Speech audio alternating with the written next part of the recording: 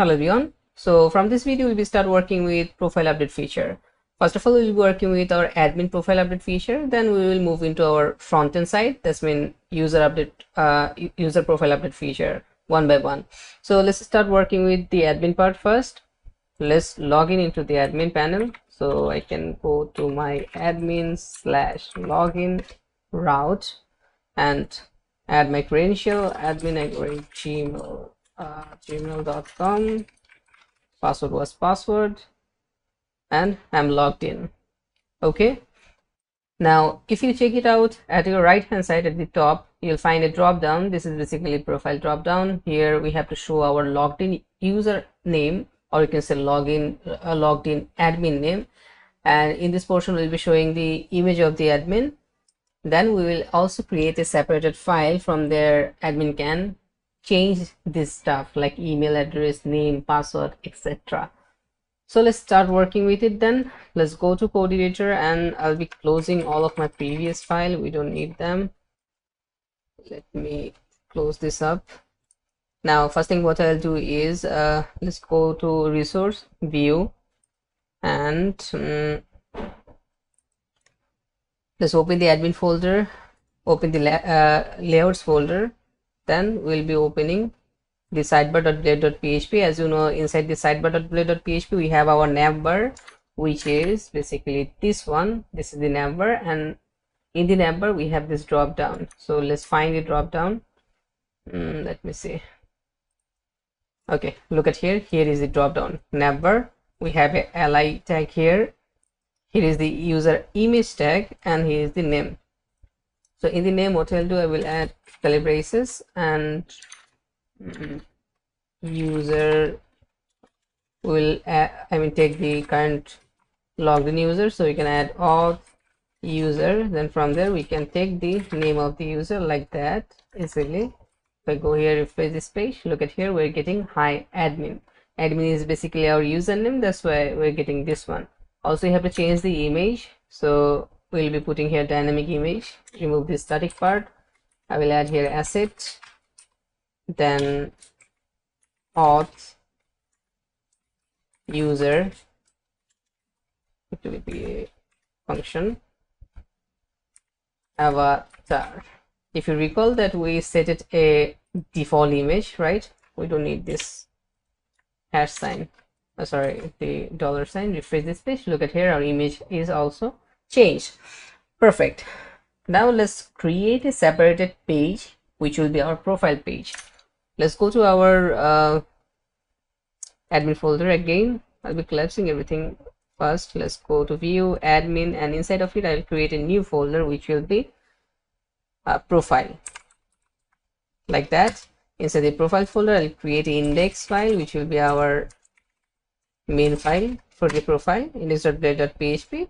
Obviously, as we are working with the admin, we have to extend the master blade of the admin. So it will be extends admin dot layouts dot master, this one, and also we'll add a section as well. Section, which will, the key will be content of the section, and in section section like that. Got it? Now what I'll do is I'll create a snippet of this code, because we'll be often using this entire code. Okay, so you know how to do that. Ctrl+Shift+P, and we'll be searching for easy snippets. This one, easy snippets, create snippets from selection. So we selected our code, then we press Ctrl+Shift+P, and you can just search this package and click on it like that. And you have to provide a name of the snippet. So in previously created a snippet by f_template_init. This time we will call it a_template_init. That's mean admin template init in short form actually. Now it's not mandatory that you have to provide your name like that with the underscore or anything. You can add any type of name you want. It have to be, it don't have to be like this. Okay, just put a name that you can remember. That's it. Press enter. It will open this new tab, and it will give you a preview. Just don't have to do anything, just press Ctrl S and it will save the template. Look at here, we have a drop down called blade. Inside of it I have two templates, not the templates, snippets here. Close this up, let's go back and we can remove this one, and if we want that code again we can just add here a underscore template init, press enter, and you will see that we're getting our code. Fine. Here we have to put our sections, HTML section by admin. So let's grab our section. We have to open our HTML template of the admin panel. So let me open my one. I put my template inside this source code folder. Here is my template. Just open any of the HTML template from the admin panel. From there, what I'll do here, let me see, we have a admin page, I guess, pre-created. Let me find it out. Okay, so open the features drop down. From there you will find this profile option. Look at here, we have a demo profile page here. I guess we can use this one, but the thing is we don't have that much data to show into our profile page. I want to make it minimalistic and simple, so I guess I'll be not using this one because it have lots of contents, and as we have to modify this page and it will take a bit of time for modifications, so better if we create our own one. Got it? So anyways, so let's skip this one. You can open this blank page. We need a blank page, right? So the name of the file is blank.html. so I will open the code editor and let's open our source file, view admin template, and we need the blank.html. Open the blank.html and we'll only take this section. We have this navbar and other stuff, we don't need them, not this one either. We have this main content, right? From the main content we will be just taking this section, that's all. Look at here, we have a small section here, just copy this one. Let's go back and we'll be putting it like that. Got it? Okay, now we have to create a route because we want to see how it is looking, right? Let's open the admin.php. From now all the routes that we'll be creating for the admin will go inside the admin.php, right? Because this route will be only accessible from a logged in user, logged in user who have role admin. Fine. So what I'll do is let's create a controller first. So let's open the terminal, php artisan make controller, and let's say I will call it profile controller. Just say it will be profile controller and it will be inside a admin folder. Let's add admin, then profile controller, like that. And we don't have to create resource controller or any other controller. We can create a basic controller because there will be 2 or max 3 methods inside this controller, so there isn't any need of resource controller. I'll just cut the previous route, put it here. Let me see, we can call it profile, like that. Let's add here profile controller, like that. Make sure you import the controller, just click on it and make sure you import the right controller. Look at here, the controller is inside app http controllers admin folder. Remember, we create a subdirectory admin and inside of it we create the controller. We have 2 controller with the same name, profile controller. Basically this is the profile controller from the front end. It's come out of the box from Breeze. We'll be not using this one, we will be using our own one. Click on it and it will import your controller at the top. Look at here, we're getting full namespace here. Okay, so let's add the name, it will be profile, like that. And for better understanding we'll be adding here command as well, profile routes, like that. Okay, let's create the index method. Let's open the controller function,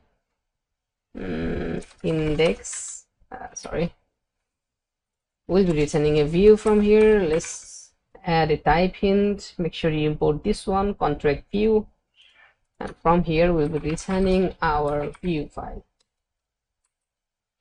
It will be admin dot profile dot index, and we're good to go. Now what I'll do, I will add the route that we created, which is profile, into this link. Not this one, actually. This is our website. This link, profile link, as you can see here, we have. So we have to go again at the sidebar. Let's open the sidebar and let's check it out. Here we have the profile link, which is an anchor tag.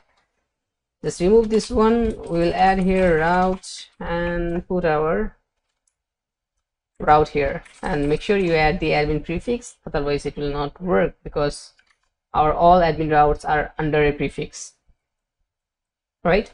Okay, refresh this page. Let's wait a bit, and if I go here, click on profile, and look at here, we're at our profile page. Here we have this title, blank page. Fine, let's add some fields here. Let's go to index.play.php. I'll be changing it to profile, like that. If I go here, refresh this page, yeah, it's working perfectly. Here, as you can see, we have section body. Here we can add our card. So let's copy a card from our admin template. Open your HTML template, and we have form, we have components. Open the component. Do we have cards? No. Open the bootstrap. Yes, we have the card. Click on the card. Look at here, we have several type of cards here that we can use, right? Let me see. I guess I'll be using this one. It looks cool.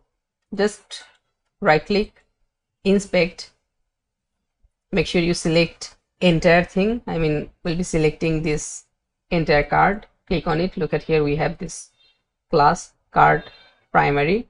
Just right click on it, copy the outer HTML. Let's go back, paste everything here. Now if I go back to my page, I mean admin panel, refresh this page, look at here, we have a card, right? Now here we have a button. Basically we don't need that button for now. I'll be removing this header div. Look at here, we have the class card header action. Remove this one from here, and we will add here update update user settings, something like that. Anyways, let's go here, refresh this page. We have a subtitle here. Now in this body we'll be putting some inputs actually. So we'll be working with the inputs in our next video. That's it for this video. I guess till now everything you understand, and I'll be seeing you at the next one. Okay, so now we'll be putting some fields into this profile page. Let's do it then. Let's go to code editor. Now what we'll be doing, let's format this document first. Okay, now here we have a p tag, as you can see, card body. Here we'll be putting all of our fields. Now let's go to HTML template. Let me go, let's open the browser. Here, from here we can open form from the bootstrap drop down. Here, as you can see, we have some form items. I need text form first, so just copy this one. I'll be just copying the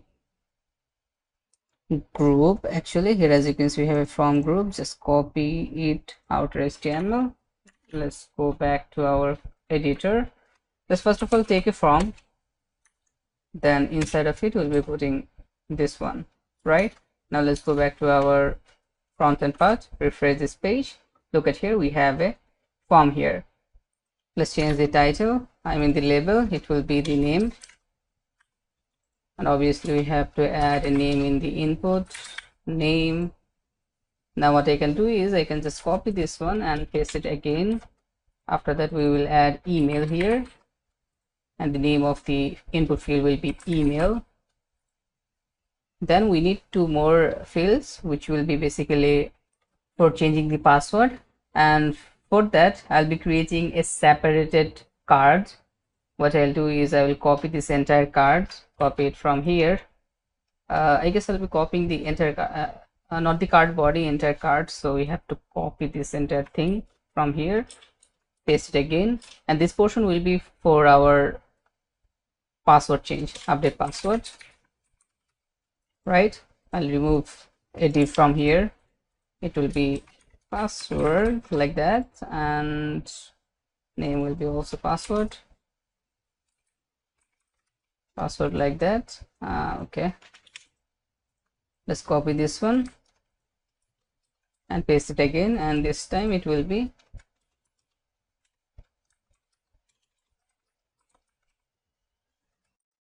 confirm password, and the name of this input will be password underscore confirmation.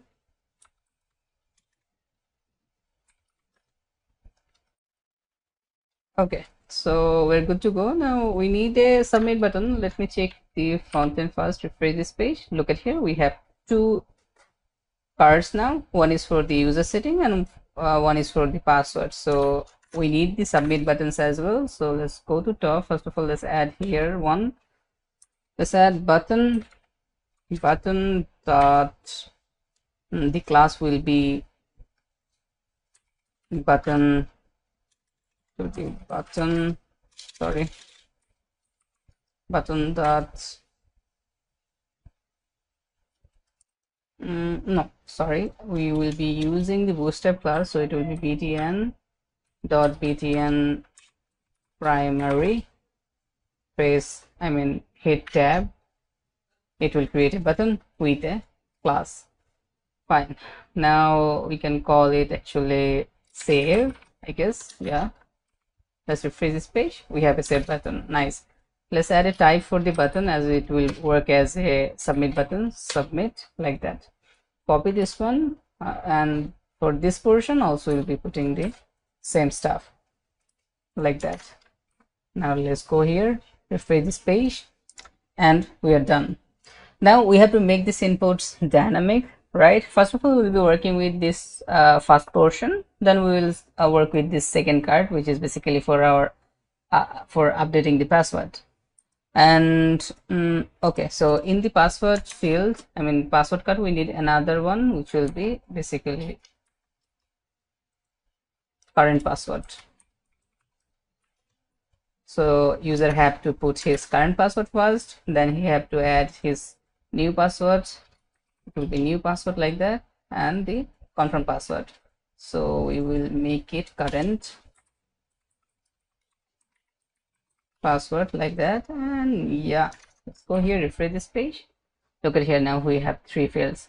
Fine, now we can work with our update user setting fields. First of all, we have to show our username and the email address exactly here. So let me see, we can use the user I mean auth function, and from there we can call the user instance. So let me add a value here, value curly braces auth user. From there we need the name of the user. We can just copy this enter value, just copy it and put it here, email. Refresh this page. Look at here, we have the name and the email. Now we have to work with the update logic actually. So let's do it then.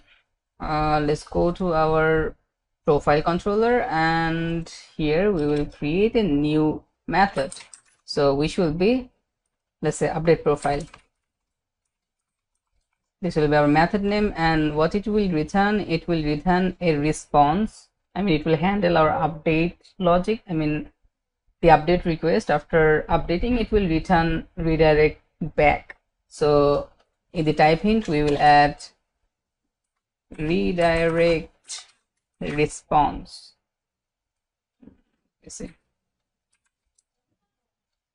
so we'll be importing this class eliminate http like that. Okay, so it is giving us a error because we didn't return any kind of response from here. So if here in here, if I add return redirect back, So you'll be seeing that our error is gone. Now it is not showing any kind of error. Fine. Now first thing what we have to do is we have to validate our datas, right? We have our datas, but we have to still validate those. Like if the admin want to remove, if admin submit the form empty like that, we should show some errors, right?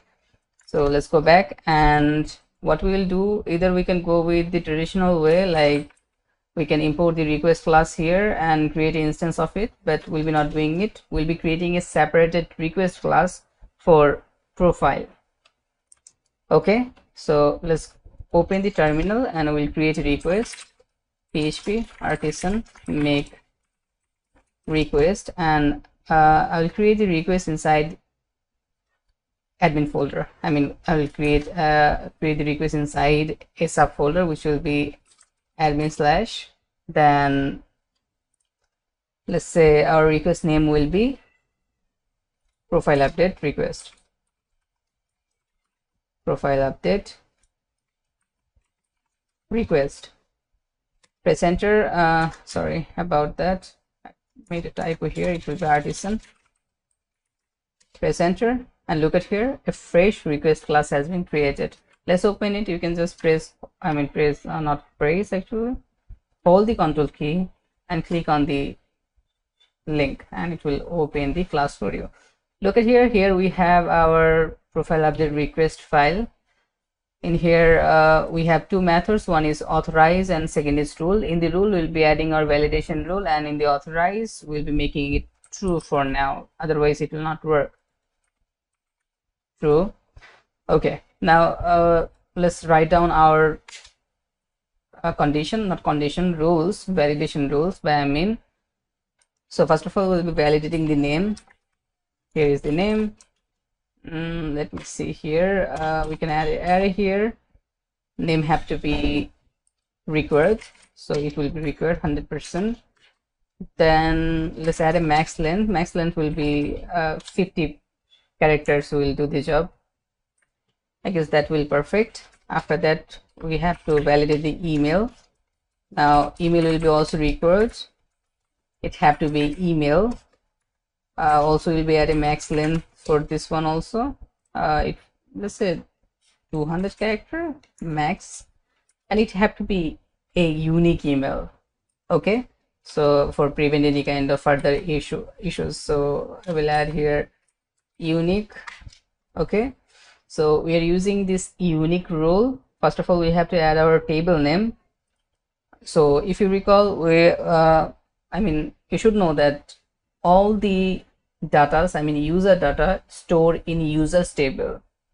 Okay, if I open the database, let me show you if you don't know about it. I hope you do. Basically, this is the basics of Laravel. We are using food park. Refresh this page first, open the food park database, and look at here, we have a users table. In the users table, we are storing all of our users data, right?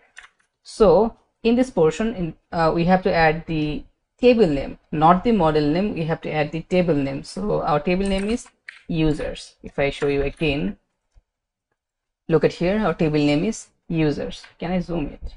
Control plus P. Okay, no, it is not zooming. Anyways, I hope you are seeing it.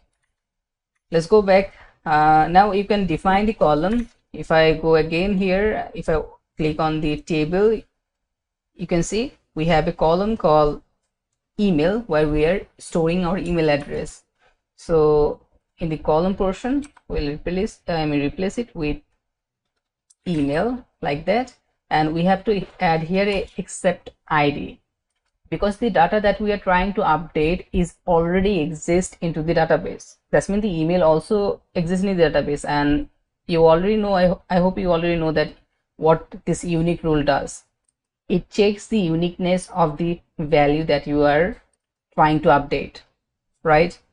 So as our email address already exists into our database, if we try to update that email address without changing the current one, we will get a error that email addresses already exist. So for that, what we have to do, we have to ignore the current row. Okay, it is the basic of this rule actually. When we will, when we use the unique rule on update, currently we are trying to update our user profile, right? When we'll be using this unique rule on the update, we have to ignore our current row ID that we are trying to update. I hope you understand. Let me show you how to do that. Here you just have to concate, just add here dot, then as I said, we have to add our current row ID. This means our current user's row ID. So let's add here auth. From there we can access the user instance, then the ID of it, like that, and we are done. This will be our validation part. So we are validating our name and email address. That's it. Now we have to implement this class, this request class, into our method. Got it? So let's open our profile controller, and here we'll be injecting our this class via dependency injection. Got it? So all you have to do here is just inject this class, call the class here profile. It was profile update request. Look at here and make sure you select the correct one. We are working with the admin and we created the request inside the admin folder. Look at here, request admin, then inside of it import the right one. Click on it, our one that we added, which is look at here, it imported it from the admin folder inside the request folder. If I show you it, show this request folder, look at here, inside the HTTP folder we have a request folder. Look at here, in the request folder we have an admin folder. Inside the admin folder we have our profile update request class. We imported it. Now what you have to do, add a space here and create an instance of it. Just put a variable name, it will be request, like that. Got it? So it will do all the validation for us depending on the rules that we provided into the request class. Okay, now we have to create a route for submit our form. So I'll copy this one, paste it here. As we are updating, we'll be using put method. URL will be fine, this one, and we can call it update profile. Update profile, like that. Okay, so it's already linked. Let's go back. We'll be changing the URL, the name of the route. It will be profile update, something like that. Okay, done. Now we have to submit our form in this route. So let's open our index.blade.php, which is inside our profile folder, this one. Now let me see, let's go to our form. Here is the action. Let's add the curly braces routes, put our route here, and as we're working with the admin, we have to add the admin prefix here. Fine. Now let's add a method which will be post, and inside of it we have to change the method. First of all, let's add the CSRF token, then we will add method which will be put, because we are using the put route.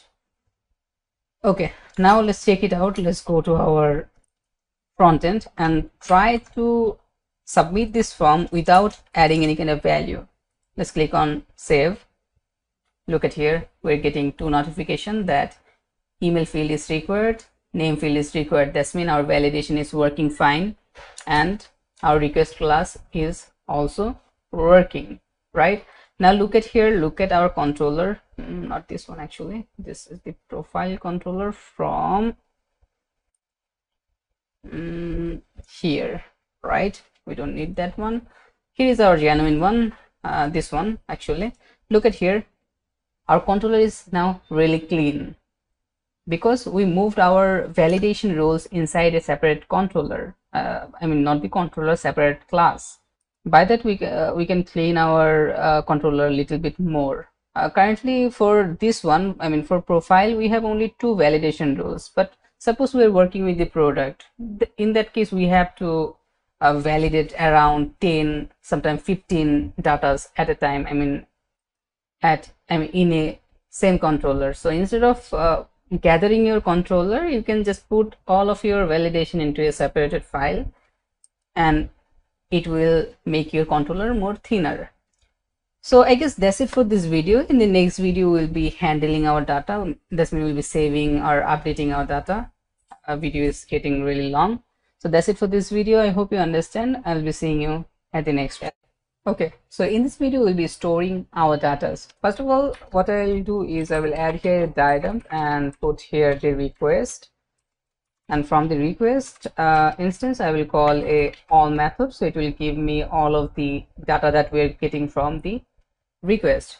So let me see. Let's go to our front end, refresh this page. Now if I click on save, look at here, we're getting our data here in this array, name, email address. Fine. As we are already validating our data, we don't have to do anything here. We just have to store our updated data into the database. So here what I'll do is I will add a user variable. Let's call our user model. Not the user model, we can take help of auth. Let's import the auth wizard. So look at here, by default VS Code already imported the auth wizard for me. If I add colon, then let's call the user instance. That will do the job. Now from this user instance, we can access the attributes from the table, database table. I mean, first is the name, so we'll be storing the name here like that. Then let's add user email request email. That's it. Then we can just save our data like that. That's all we have to do here, and we are good to go. Now if I change something here, let's go back, refresh this page, and let's try to change the name. I will call it super admin, something like that. If I press save and look at here, our data has been changed. Now we are getting here super admin instead of the admin. So we didn't get any kind of notification, so we'll be adding a notification here. Let's say toaster. We'll be providing our message here. Let's say updated updated successfully, like that. It will be a success message, so success. Fine. Now what we can do, we can end this line and let's check it again. Let's go here, click on save. Look at here, we redirect back and we're getting a success message. That's mean our logic is now working fine. If you want to change your email address, you can just do it from here. Let's say I will add here super then admin, something like that. Click on save. So we updated our data. Look at here, my mail has been replaced. So let's undo everything. Our name will be admin and the email will be admin@gmail.com. Fine. Click on save and save everything. So that's it for this video. Our work here is done. Now our this update card is totally dynamic. We can update our name and email address easily from here. From next video, we'll be start working with our update password feature. So till then, bye. Hello everyone. So from this video, we'll be start working with our update password feature. So previously we configured our user update user setting update feature, right? Now we can change our username and email address. Though we'll be adding a new item here, which will be for the image upload. For change the admin avatar, we need some sort of feature as well, right? So we'll be working with the image part later on. For now, let's focus on password update. So here we previously created a separated CRUD, not the CRUD, actually card for update the password. This is just a design. We have to make it dynamic. First of all, as you can see, we have the input called current password, then we have new password, then confirm password. In the current password, user have to put his current password, then he can add his new password and confirm password for change the password. If the current password is wrong, in that case user will be not able to change the password. Got it? Okay, so let's start our work. Let's go to code editor and let's go to index.blade.php inside the profile folder. Okay, so here as you can see we have update password section. Here is the current password, new password and confirm password input fields, and look at the names. For the current password I give a name current password, and for new password the name is password, and for the confirm password it is password confirmation. Got it? Okay, now what we have to do first, we have to create a route. So let's go to our admin.php in our admin route file, and what I'll do here is I'll create a new route. It will be a put route because we will be handling our form, and it will update our data at the database. So that's why we'll be taking a put method here, and we can add here URL profile slash password like that. And we'll be using the same controller, which is profile controller, for change our password as well. So let's call the controller profile controller like that. Let's call the class, and we can call a method which will be update password, something like that. Let's put a name here. For our route it will be profile dot password dot update, right? Okay, let's end the line, otherwise we will get error. Okay, so now let's go to our controller. Let's copy this one and open the controller. Now here what I'll do is I'll create a new method which will be update password, and what it will return, it will return a response. It will be redirect response. So we will add here redirect response. Got it? Okay, now for now what I'll do here is I will just diagram the request. Before that we have to add a request instance, and instead of using Laravel's default class, request class, we'll be creating a custom class for validating these fields, as we did for our update user settings as well. So let's create a request class first. So let's go here php artisan make request, and our request class name will be profile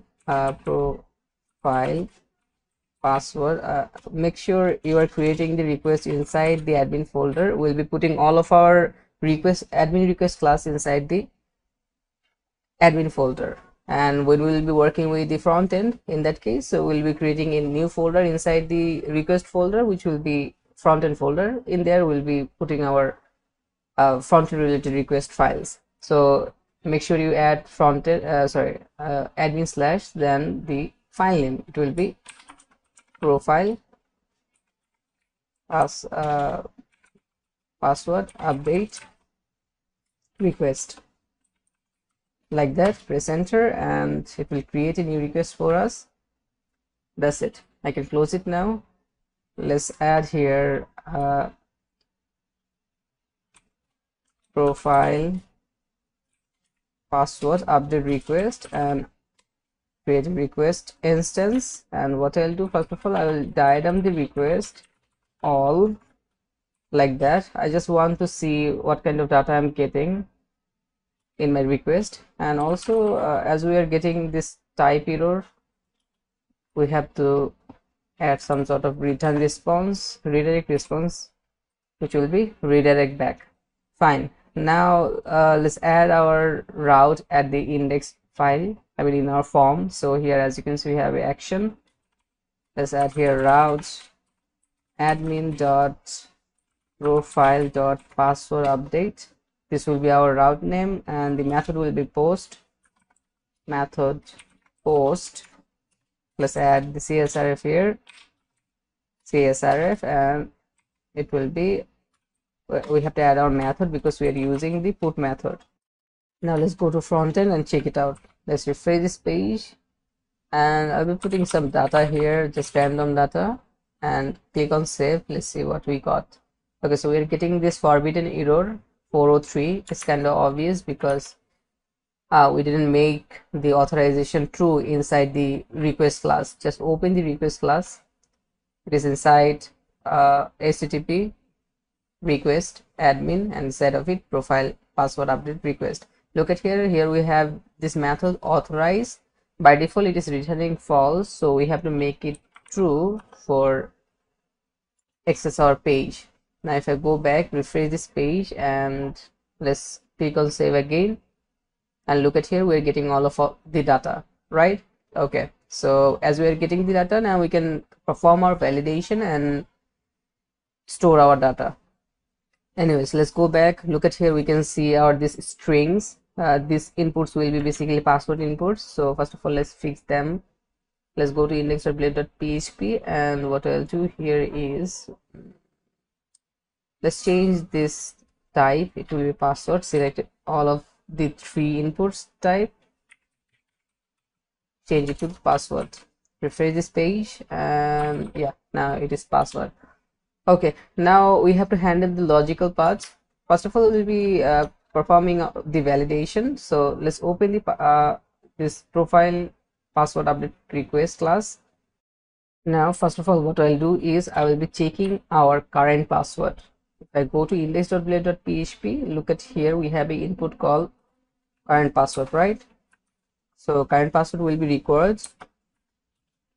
Let's add an array here. It will be required, and what I'll do here, the current password have to be matched with the current user password, I mean logged in user password. And for that, Laravel have a inbuilt rules for check the current password, which is current password. Okay, when we will be why we're getting error here. Okay, so I forgot to add here greater than sign.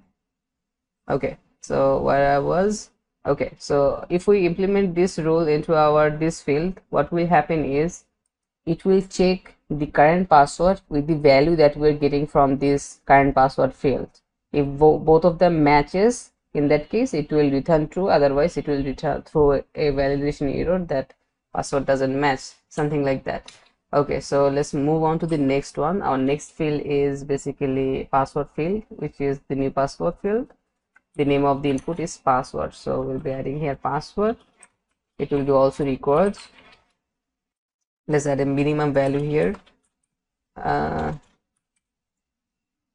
minimum amount will be, let's say, 5 characters, at last 5 characters long. I mean, our password have to be at least 5 character long, and the password have to be confirmed. Okay, so if you recall, we have a 2 password field. First is the new password field, and second is the confirm password field. So in the confirm password, look at the name of the field. It is password confirmation.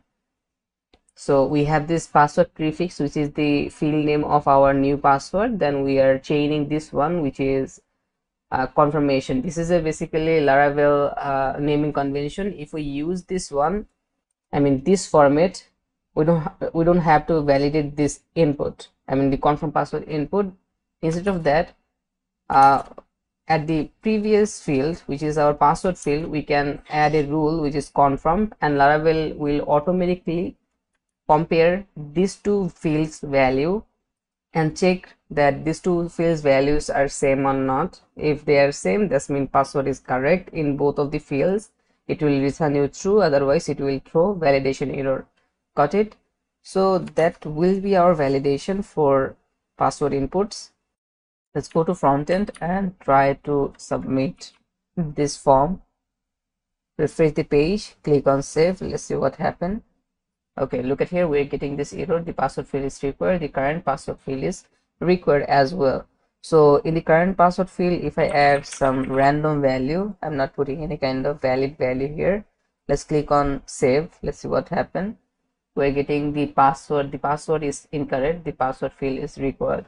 So we're getting this password is incorrect because of this current password field.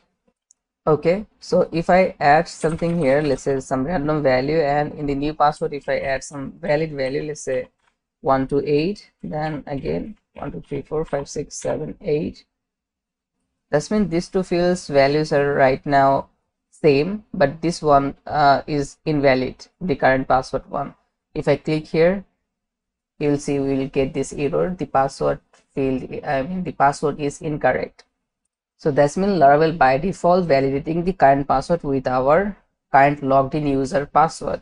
Now it can be little bit confusing because in the validation it is showing that password is incorrect, but we have 3 password fields here, so it can cause some confusion to the admin side, for the admin user. So instead of saying password is incorrect, we'll be saying current password is incorrect, so it will be more meaningful. So what we have to do is we have to add a custom message for this field, or you can say for this validation rule. So after this rule method, what I'll do, I will add a new method which will be messages. Okay, the return type will be array, and from here we will return a array, and here we'll be adding our custom message. So first of all we have to select our input. So in the current password input name, we want to add a message for custom message for current password rule. So after current password you have to put here a dot notation. After you have to put the put here the rule name. Don't get confused by this same name. Basically we're calling our input field name current password, and this is basically Laravel's default rule, validation rule, which is current password. So as we did both of the names say, our input name same as the validation rule name, so it is looking like that, right? So first one is basically our input field name, and second one is the validation name, validation rule name that we are implementing on that field, current password. So our key will look like that, and in the second, in the value actually we'll be putting our message. So our custom message will be current password is invalid, something like that.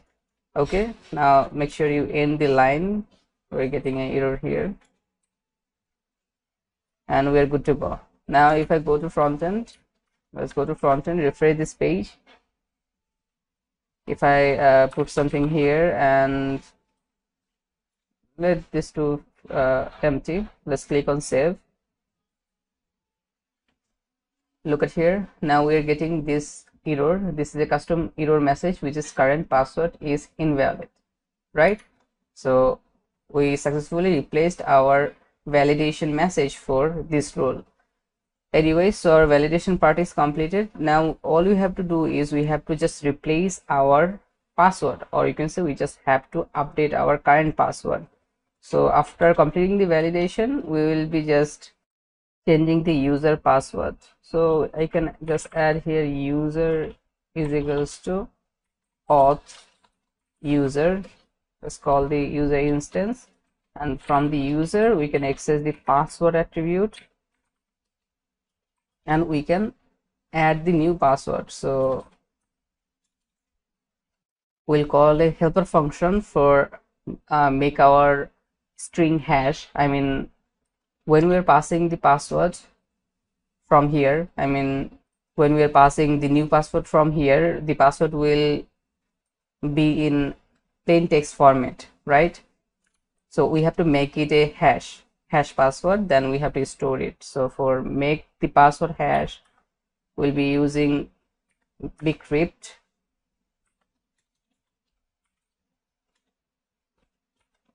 this one. This function, this helper function will help you for encrypt your password.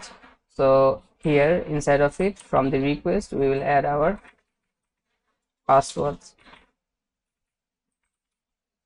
We'll be getting our new password from this request instance, and we are putting the password here, and our this bcrypt function will encrypt that password and will be storing it in our table. Just call the same method and that will do the job. So that's it for our update password logic. Now if I go here, okay, so before wrapping up, we have to add here a toaster here.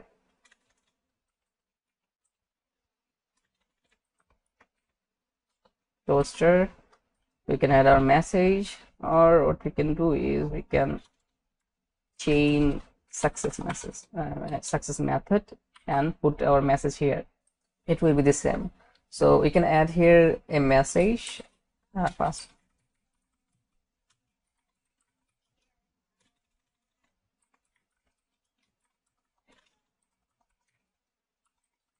password updated successfully. We can end this line and we're good to go. Now let's check it out. Let's go here, refresh this page. If I try to submit this form empty, it will give us error like that. Then we can add our current password here. My current password was password, and in the password field I will be putting new password, which will be 12878. Similar way, let's do here as well. Let's click on save, and look at here, we're getting a success message that our password has been updated. So that's it, our password module is completed. I mean, password update feature is completed. If I want to double check it, I have to first of all complete the logging feature for that. So we'll be working with the logging feature sometime later on, but it's totally fine. As we're getting the success message, that's mean our password has been successfully changed. Don't need to worry about that. So that's it for this video. In the next video, we'll be working with the image upload feature, or you can say avatar update feature. So we'll be putting here a field. From there, user will be user will be able to update his user avatar. So that's it for this video. I hope you understand, and I'll be seeing you at the next one. Hello everyone. So in this video, we'll be working with avatar update feature. So what we'll do, we will create a new input in our user update field, I mean in this card, and it will be a file input obviously, because we'll be uploading image, and from there admin will able to update his avatar image. So let's start our work. Let's go to code editor and open the index.blade.php inside the profile folder.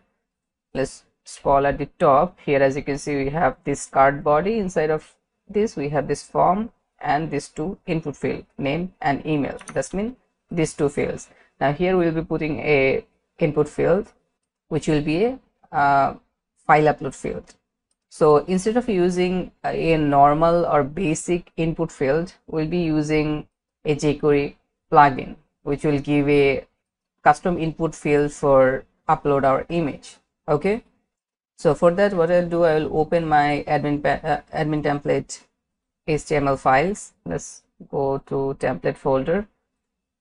Here's the admin template, and what I'll do, just open any of the file from here. Okay, from here you have to go to features, then let's open the post create field, I mean page. Click on it. Look at here, in this page we have this thumbnail design. Basically this is a file input, but it is customized. Look at here, if I just select the image, let's go to image, let's just select the image, you'll be able to see the image at the background, right? So we'll be using this input. Basically it is a jQuery plugin. So first of all, we have to import the plugin into our project, then we can use this feature. So let's open this file. The file name is feature post create.html. Let's open the code editor. I'll be closing everything from here. Let's go to resource view, and here is our admin template. We have to find our this template, feature post create. Okay, so let me see. Look at here, this is it, feature post create.html. just open this one. Now from here we need a link, I mean a CSS link and JavaScript links. Let me see which one. Okay, so in this CSS we don't have that plugin. I guess it is inside the JavaScript. Let's go at the bottom and let me find it. This one. Look at here, we need this JavaScript file which is upload preview.main.js, right? So I'll just copy this script tag and open our master blade of the admin, master.blade.php. This one. Open this one and let's go to bottom. And in the scripts we'll be adding this script, and make sure you wrap this with the asset function, otherwise it will not work. All the assets are inside admin folder, so put it here like that, and asset. That's it. That's all we have to do. And also I'll be checking, I'll double check it that is is this plugin have any kind of CSS for this one? Components, style, bootstrap. No, it doesn't have it. Okay, now we need the field. The HTML field. If I refresh the HTML template, I'll be inspecting this one. We have an ID here. I can copy the ID and search it into our page, HTML page. Control F, paste the ID, and look at here. Here is the div, right? So I'll just copying this div only. Just copy it, and we have to put it at our blade file. So here is our index.blade.php. We have form group going on here. I'll format this document first. Click on format. Format it. I'll be putting it here. First of all, let's add a from group here like that, and inside of it we'll be putting the div. Now let's check it out at the front end how it looks. Here is our profile. Refresh this page and look at here, it is looking like that, right? Perfect. If I try to select the image from here, let's select the image. Let me see this one. Okay, so when I'm selecting the image, it is not showing at the background, so something is wrong. I guess the issue is in the initialization. So we have to initialize the JavaScript package. Let me check it out. Let's go to feature post create.html again, and basically it is using this ID, right? Image preview. So I'll copy this ID again, and let's go to bottom. In the bottom we don't have any kind of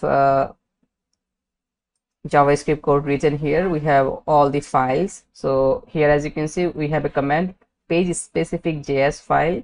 So what I'll do, I'll open this file. Just hold Control and click on this link, and look at here. Here is our package function upload preview, right? And if I check it out, look at here, this portion from here. So this was the ID in the input. Look at here, the ID has been used in this function, right? So what we have to do is we have to copy this portion, just copy this code, and what we'll do, we will go to our index.blade.php. I guess not index.blade.php, because we'll be using this input field in multiple places. So I'll be putting this code in my master blade of the admin. Make sure you are inside the admin layouts, then master.blade.php. After that, let me see, we have our toaster going on here. Okay, so ignore the toaster. After this one, I will add a script tag and put this entire code here. Let me refactor it from a document, and yeah, it is looking good. Fine. Now if I go to front end, refresh this page, if I try to select an image, look at here, now I can see the image at my background. So that's done. Our package has been, our jQuery plugin has been implemented to our backend, and the view part of the input field is also looking great. So I guess that's it for this video. In the next video, we'll be adding the dynamic data, the current image here. Then we'll be also handling the form part as well. When the user will submit the data, we'll be storing the image at our storage. Then we will be saving the image path at our database. We'll be making this entire input totally dynamic. So that's it for this video. I hope you understand, and I'll be seeing you at the next one. Hello everyone. So in this video we'll be handling our this image input. So let's start our work. First of all, what we'll be doing is we'll be showing our placeholder image here. So let's do it then. Let's go to code editor and open the index.blade.php, which is our profile index, and here is our input, right? So look at here, we have a class and a ID here, which is image preview. Let me close this up. Okay, so what we'll be doing is we have to put our dynamic placeholder automatically here when we will load the page, or you can say when we will be viewing the page. And we have to setting our image manually. Actually this plugin doesn't support any kind of parameter for set any kind of default image, so we have to add a little JavaScript here for set our image. First of all, what I'll do is I will go to the master.blade.php, and at the bottom before the body tag I'll take stack directive, and here we have to add a key. Let's say it will be scripts, right? So all of our dynamic scripts from our components will be loading in this position. Okay, so now let's go to index.blade.php again and go outside of this end section. I will add a new directive here, which will be push, and in the push we'll be adding the exact key that we added in the stack, which is scripts. Okay, we can just copy it from here and paste it here. Now inside this push directive, any kind of code that we will be putting here inside of this directive will render in this position. Got it? So it's exactly work like yield and sections, but we basically use this stacks and push for render a smaller portion of our code in a specific position. In our case we'll be using it for our scripts, dynamic JavaScripts. So that's why I added this stack inside my master blade. And make sure you add this stack before your body tag, I mean at the end of your body tag. Okay, you can put here you can put this stack anywhere you like, but as we will be pushing JavaScript in this position, so it is a better practice to add it at the end of the body. Got it? Okay, so that's it. Now let's go to the index.blade.php again, and here what I'll do, I will add a script tag and I'll put some JavaScript here. So first of all, let's add here document ready, document.ready. Let's add the callback function, and what we'll do when our document will ready, we'll be setting our dynamic image into our this image fields background. If I go to Frontend, if I select the image here, you'll be able to see the image at the background of this thumbnail area, right? So we want to set our default image, or you can say dynamic image, exactly like that. Got it? So let's do it then. What I'll do, I will go in this document ready and I'll select the class image preview. If you recall, these inputs, I mean this div, image div, have a class which is image preview. Okay, and we'll be adding some CSS here. Let's add CSS function. Let's add curly braces. Then first of all, we'll be adding our background image. Background image. Let's put here URL, and in the URL will be dynamic, so I will add curly braces for echo our variable, not the variable, echo our avatar path actually. So make sure you add this asset function. Then what we'll do is we'll call the auth helper function. From there, let's call the user. From the user, we will access the avatar like that. Okay, that's it. Now if I go to Frontend and give it a refresh, let's see what happened. Look at here, we're seeing an image at the background of our thumbnail portion, right? But the image is not looking that great. I mean, it is not positioned yet, so let's make it position center. What I'll do here is I will add background background size will be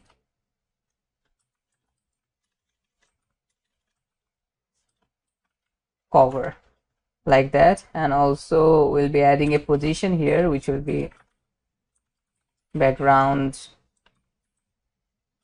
position center space.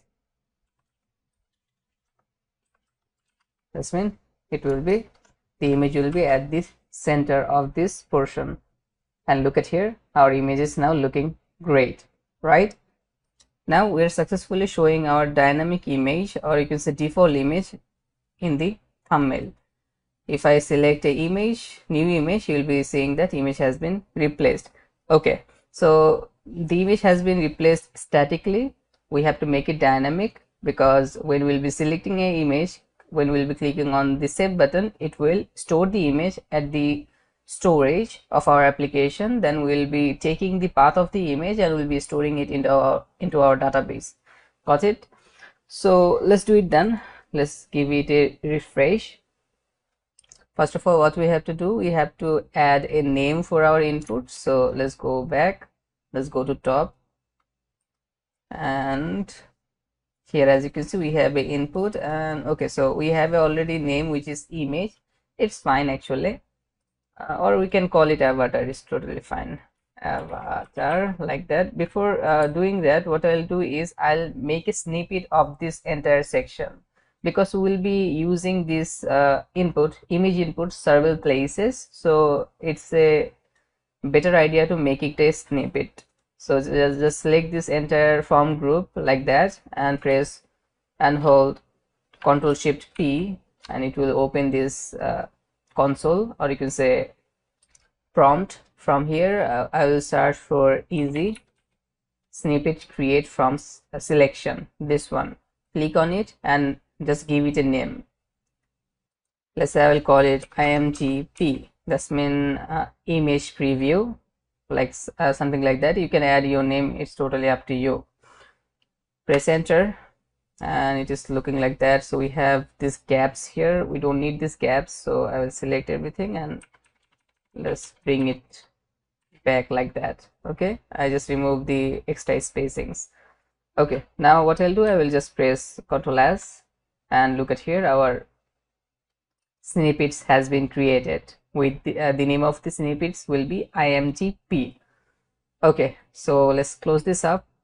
Now we can change the name. Let's say it will be avatar. Yeah, now we have to check it out, are we getting our data at our controller side or not.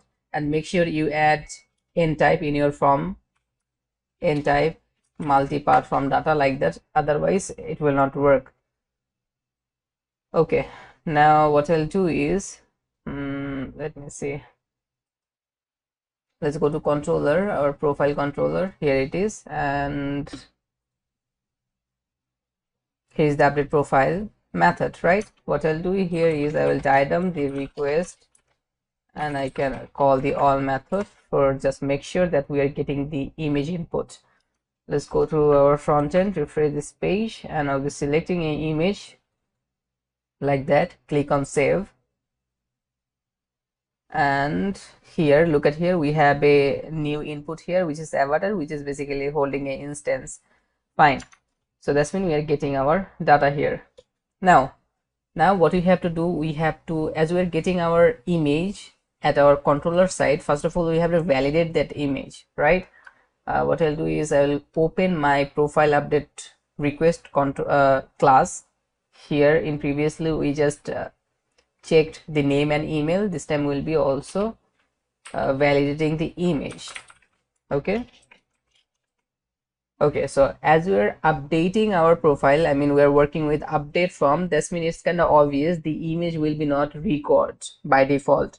So in that case we'll make it nullable, nullable like that.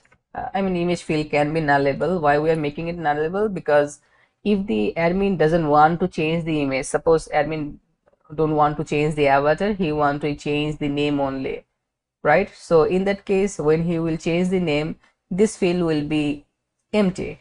he didn't select any kind of image. That's mean in our request, HTTP request, there will be no such kind of image, right? So in that case, if we don't put nullable, it can cause some issues. So that's why for safety we are adding this rule nullable. That's mean image can image field can be also nullable. And what we'll do, we will check the image, right? That this is a actually image or not. So it will validate by this rule. So image have to be a image. Sorry, our input name is avatar, not image, right? So we are checking avatar. The avatar have to be a image, and also we'll be adding a max length of the max size of the image. Let's say for profile, I'll add a 3000. That's mean around 3 MB. This will be our image limit. So that will do the job. That will validate the image and also the size of the image if user select the image when he is updating the profile. Otherwise this portion will be ignored. Anyways, so our validation part is completed. Now we have to work with data handling part, and we'll be working with it in our next video. That's it for this video. I hope you understand, and I'll be seeing you at the next one. Okay, now we'll be handling the image upload part. Let's open the profile controller. Here, as you can see, we have this update profile method, which is basically handling our profile update logic. So here what we have to do is we have to handle the image. We have to store the image into our storage, and then we will grab the path of the stored path and we have to store it into our database, right? So for that, instead of adding the image upload logic inside of this method, I'll create a separated trait file where I will be handling the image upload logic. Okay, let me show you. Let's collapse everything. Let's go inside of this app folder. In the app folder, I'll create a new folder which will be trait. Okay, now inside of it, let's create a file which will be, let's say, file upload, not update, upload trait.php, like that. Now let's add our PHP tag, PHP, and we'll be adding a namespace also. Namespace will be our file is inside, basically inside this app folder, then inside this trait folder, right? So it will be app backslash trait. Sorry, not this, like this, right? Let's end this line, and instead of calling this folder trait, we can call it traits. Actually, let's make it plural instead of singular. Let's change the namespace also. It will be app backslash traits, because in future we'll be adding some more traits into this folder. Anyways, now let's create our trait. So it will be start with trait, then we have to provide our trait name, and we will call it file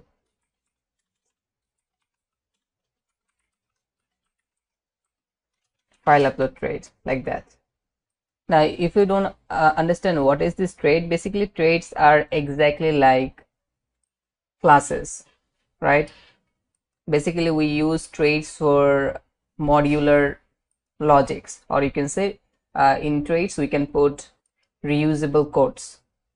Okay, so let's create a method here, create a public method, and the name of the method will be, let's say, upload image, right? And let's remove this return type from now. Okay, here inside of it we'll be handling our image upload logic. As we are doing everything in a separated file, obviously we have to take some parameters into this method. First will be the request. So we'll be taking the request. Make sure you import the request class at the top. Here, as you can see, it imported the request class at the top. Use request. Fine. Let's add the instance. It will be request, like that. Then in the second parameter will be the input name, right? Let's add here input name. This will be my second parameter, and the third parameter will be the path. Okay, so I will be putting here a default path as well. So our default path will be, let me see, let's open the public folder. In the public folder we have this uploads folder, right? So this will be my default path. I will add slash uploads. Got it? So when we will be uploading our image file, it will directly go into our public uploads folder. Okay, this will be our three required parameter, that will not three, actually two required parameters. These two parameters we have to pass in the upload image method, and this is kind of optional parameter. If we want to pass a path, we can in the third parameter. If we don't pass anything, by default it will take this path. Okay, now let's write our logic for handle the image. First of all, what I'll do, I will add a if condition, and I'll be checking the image. So that's why we take this took this request instance, because when we will call this method at our controller side, we'll be passing the request instance directly inside this method. So we'll be accessing, I mean, we will have the access of entire request instance. So from the request instance, what we will do, we will check that if the request has the specific file. So for that we have a method called has file. Okay, inside of it we can add our input field name. Got it? So if I go to my index.blade.php, in the profile, look at here, we named our input avatar, right? And for each input, I mean for each image input, this name will be vary, this name will change, right? For this one, for avatar, we are calling this input name avatar. In case of let's say product, in that case the name will be perhaps product. So this name option will be changeable. That's why we took a dynamic field here, or you can say dynamic parameter. If I open the file upload trait, that's why in the second argument we have to pass the image field name. That's why we call it input name. So let's put here input name like that. So this condition will check the request have the specific file or not. If it have the file, then we will execute our operation. First of all, let's add a variable image is equals to, from the request we will grab the file, right? We have to grab the input file. So for that we'll be just add here curly braces, single curly braces, then put our file name. So the variable name will go here like that. And the line, it will grab the image instance from the request. Okay, and make sure you put here this curly braces, because this is a variable and we cannot directly change the variable with this arrow operator. If I remove this curly braces, you will be seeing that nothing happens, but when we will be executing the code, it will throw a error. So for that we have to wrap the variable inside this curly braces. By that we are meaning that this portion will be dynamic. This is not a static text, this is a variable which will contain dynamic values, right? Okay, now we have to grab the extension of the image. So we'll be extracting the extension. Let's say I will add a new variable ext. Let's call this image instance. From there I will call a method which will be get client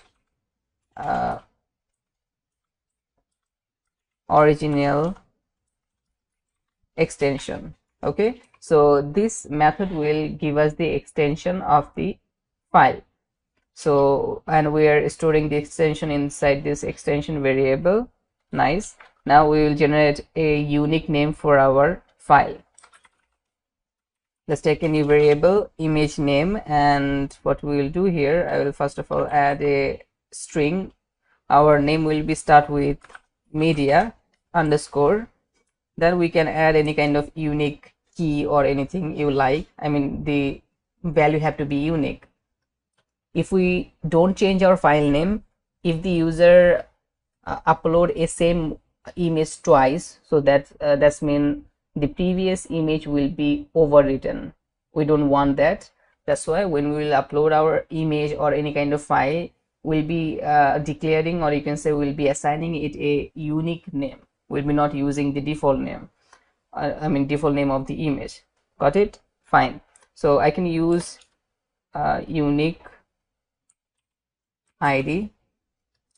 This is a basically method from function from Laravel. By that we can generate a unique ID. And look at here, I am basically concatenating this media string with the unique ID. Then what I'll do is I will concate the dot. So I have to add here dot, then again concate the ext variable, which is our extension. So our name will be our image name will, or you can say image or file name will be starting with media. Then we will generate a unique string or unique ID for it, and we will be concatenating it. Then we are concatenating this dot because our image name will be like that, image or file, whatever you want to say. Let's say image dot, then the extension, right? So this is the dot that we are concatenating here. This logic, or you can say this method, will only give you this extension part, the extension of your file. It doesn't give you the dot, right? So that's why we are hard coding the dot here, then we are putting the extension. This will generate a new name of our image. So everything is done. Now all we have to do is we have to store our image at our storage, right? So let's do it. It will be easy. Let's call the image instance, and from there we will add a method which is move, and inside the move method we have to add our path where we want to move the image. So we want to move the image in this path that we are getting in the parameter, right? And as this path exists into the public folder, if I open the public folder, look at here, in the public folder we have this uploads folder, right? And as I said before, all of our files will go directly inside the public folder. We'll be not uploading our image into the storage folder. Whenever we'll be storing any kind of file, we'll be using the direct path of the public. Okay, so we'll be directly uploading our images file inside the public folder. The folder can change, I mean subfolder can be changed. That's why this portion third parameter is dynamic. But I guess for the image, I mean for the images, we'll be using this exact path, I mean exact this uploads folder actually. So that's it. So in the move, first of all we have to add our public path, and we can get our public path with the function which is public underscore path in Laravel. And inside the public path we have to add our child path, which is this uploads folder. So I'll just copy this path variable, paste it here, and we are good to go. Let's end this line also. So it will store our image inside our public path in this child path. So in our child path, by default the value is in uploads folder. Fine. Now what I'll do is I'll return the current path where we stored our image. Got it? Okay. So just return, then what we'll do is we'll be adding this path here, path variable, which will be our child path. Then what I'll do, I will concate a slash here, then we will concate the image name, this one. So it will generate the path of the image where we stored the image, right? We have the path and also we have the image, so this will give us the full path, right? And we'll be storing this path into our database. So for now we're just returning it from here. In the controller part we'll be storing it. Got it? So this will be our basic logic for handling our image, right? This method will be responsible for storing our image and returning the path of the image, but it will not handle the storing path, I mean database storing part. Database storing part will handle in the controller. So in the controller what we'll do, we will call this method, and inside of this method we will be passing the necessary arguments, and then it will process those data and return the path of the image, and we will be storing the path in the database. So that's it for this video. For now In the next video, we'll be seeing how to store the image path into our database, and also we'll be checking that this logic is actually working or not. So that's it for this video. I'll be seeing you at the next one. Okay, now we'll be executing this method and handling our file. Let's open our profile controller, because we'll be executing this method inside the controller where we are updating our profile. So here, as you can see, we have the update profile method where we are handling the profile update. So we'll be executing the method here. Before execute the method, obviously we have to import this trait class into this class. So what we have to do is, let's go to top. Inside the class, what I'll do here is add use, then our trait name, which is file upload trait. This one, look at here, VS Code is also giving us hint. Click on it and it will import the class at the top. Here, as you can see, it imported the class at the top. Right, now we can use this trait inside of our class. I mean, we can access all of the methods that this trait have. Currently we have only one method, so that means we can access this method inside of our this class. Fine, now we'll be working with this method, which is update profile. So in the update profile, first of all, what we'll be doing is we'll be handling the image. If users, or you can say admin user, upload any kind of image, we have to handle it. First, I will take a variable image path, let's say, because our this method this method will return us the path of the image after uploading it into our storage, right? So we'll be storing that path into this image variable, image path variable. Now we have to call this method from the trait and our method name is update image. Sorry, it will be upload image, not the update image. Upload image, right? Let's go back to profile controller, and here what we will do, we will add here this and call the method name, which is upload image, right? Fine. Now here we have to pass our arguments. Look at here, it requires some parameters. These two are basically required parameter that we have to pass, otherwise we will get error. First is the request. So let's go back here. Look at here, we have a request instance here, so we have to pass it. Let's pass this request instance, and in the second argument we have to pass the input field name. If I go to index.php, our input field name is avatar. Just copy it and let's go back, and in the second argument we'll be passing the name of the input field. That's all we have to do. Okay, so it is giving us some sort of error. If I hover it, look at here, it is saying that expected type request found, profile update request. Fine, that's odd. Let me check out our trait method. Upload image request.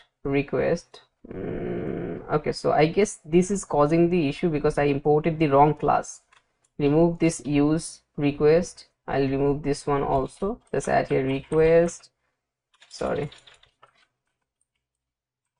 request, and we have to import it from illuminate http then request. So this will be our valid request class. Okay, now if I go to profile controller, look at here, our error has been resolved. Now we are not getting any kind of underline. So we was getting the underline because of we imported the wrong class previously. Fine, now it should work. We are not getting any kind of underline, and perfect. Now what I can do is for testing purpose, I can just die dump this path. Let me see what I get after uploading an image. Okay, so if I go now at my front end, refresh this page, and I'll be not adding any kind of image here. Without image, we will be trying once. Let's click on save button, and look at here, we are getting null because we didn't select any kind of image. And if we don't select any kind of image from this method, it will return nothing, right? And also for safety, we can just add here return null, like that. Okay, so if user doesn't select any kind of image, so this method will run actually, but it will do nothing because there isn't any kind of image. Look at the first line.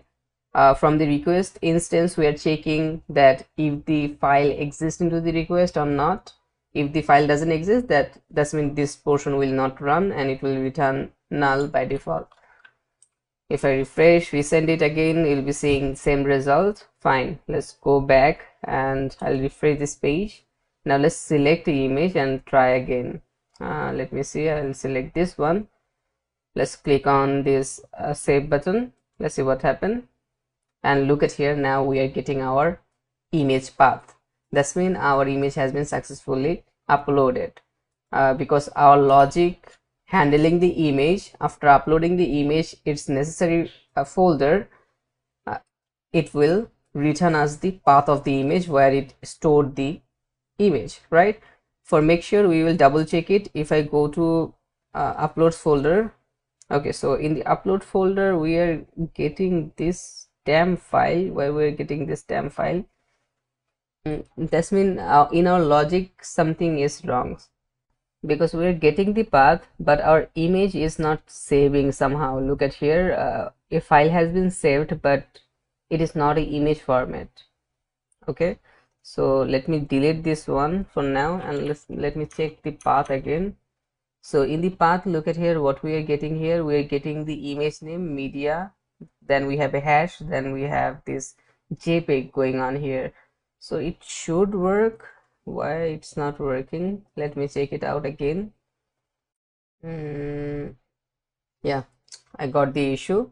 Look at here, in here we are passing the path, I mean image path, where we want to move the image, but we didn't specify the name of the image. That's the reason it is not saving the image there, I mean in our necessary file folder. So in the move method in this first argument we passed our image path, and in the second argument we'll be passing the name of the image, right? So let's add here image name like that. Okay, now let's try it again. Let's go back, refresh this page. Let's select an image from here. Let's select this one. Let's click on save. We're getting our path again. Look at here.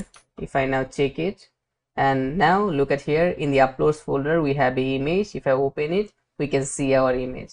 Perfect. So our upload feature is now working.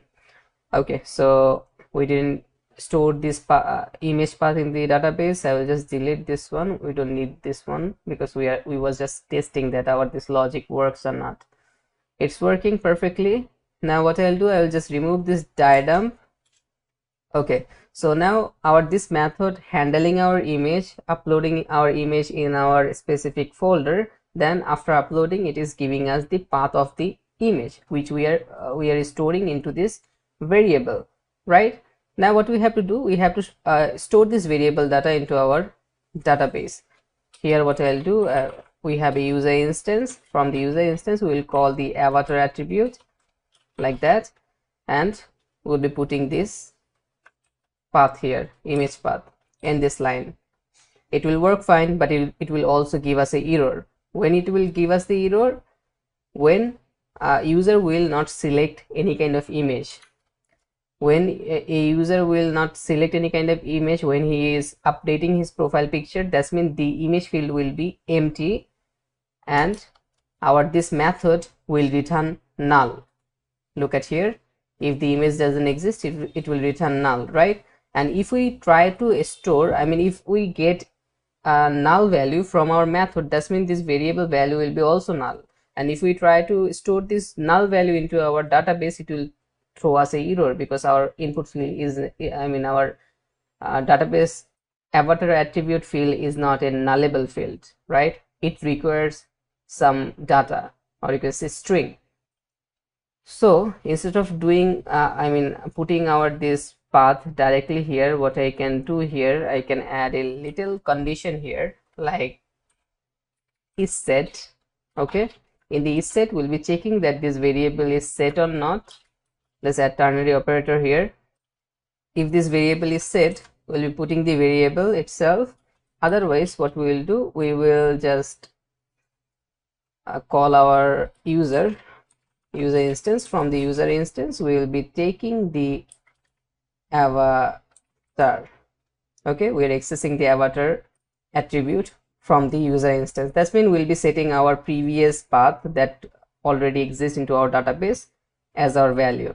That will fix our issue actually. So that's it. That will do the job. Now let me check it out if it's working or not. Let's go to our front end, refresh this page, and I'll be selecting a image as my profile picture. Let's say I will select this one and click on save. Let's wait a bit. Look at here, we redirect back, we're getting a success message, and our image has been replaced right now. If I refresh it, look at here, now we can see our dynamic image here. So our image upload feature is working fine, and our profile update feature is also completed. So that's it for this video. I hope you understand, and I'll be seeing you at the next one. Hello everyone. So in this video we'll be working with our admin logout feature. As you know, currently in our dashboard we don't have any kind of logout feature yet. If I open this drop down menu from the profile, look at here, we have a logout design, but if I click here it will not work because it is not dynamic. Okay, so let's start our work. Before going into our logout part, I will change my profile image. Let's add something like that. Let's save it. Okay, so profile is updated. Nice. Now let's focus on our logout feature. Let's open this one. So we have to find this portion, and as we know that this portion exists into our this navbar, right? So let's open the navbar at the code editor. I'll be closing all of these tabs. Now what I'll do is let's open resource view, open the admin folder, then we have the layouts, then in the sidebar we have the navbar as well. And here what I'll do, I will search for logout, Ctrl F, log out. Here is our logout link. Right now what I'll do is let's open the dashboard.blade.php, open this one. Okay, so it is extending this X app layout file. So let's open the components folder, or we can go to the layouts folder, open the navigation.blade.php. Here I'll be searching for logout. Let's see how Bree is performing the logout feature here. Okay, so here as you can see they are using a form. Inside the form they have this link, right?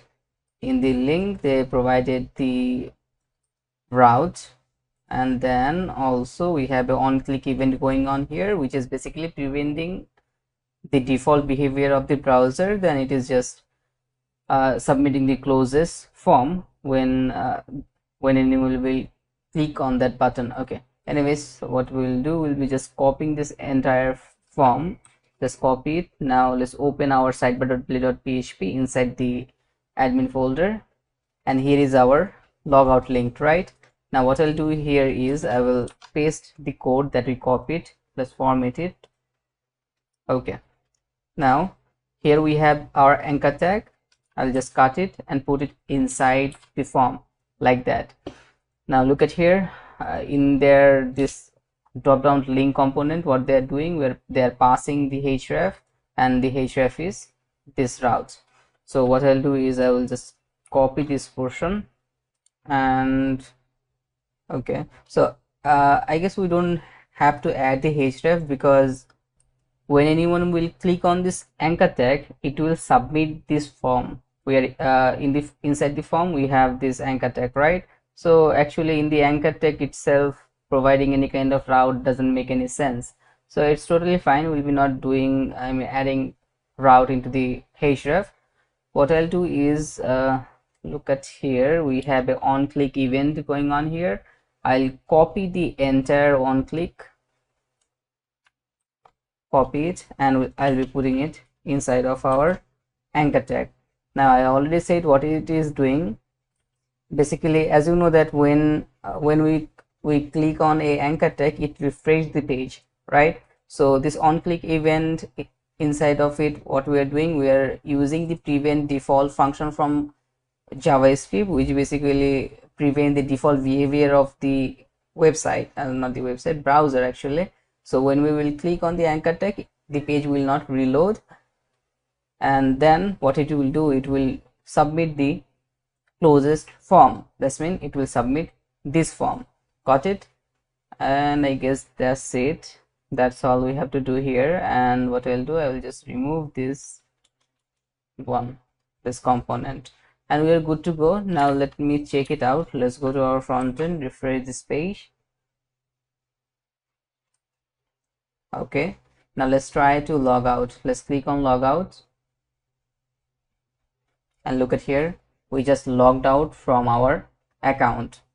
Now if I try to access my dashboard from here, admin/dashboard, you will be seeing that we cannot do that. It will redirect us to the sign in page like this. So that's it. Our logout feature has been implemented to our backend part. So that's it for this video. I hope you understand, and I'll be seeing you at the next one.